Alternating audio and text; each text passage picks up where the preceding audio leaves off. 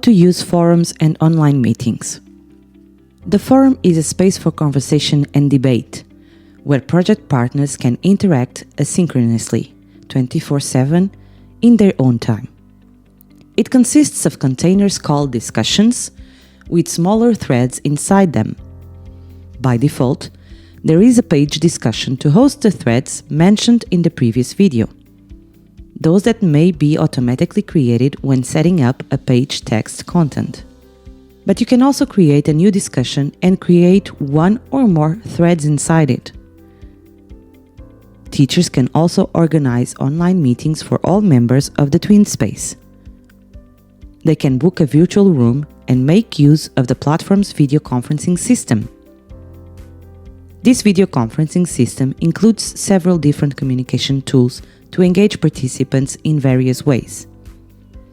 In the same section, project partners can use the chat room for simultaneous communication.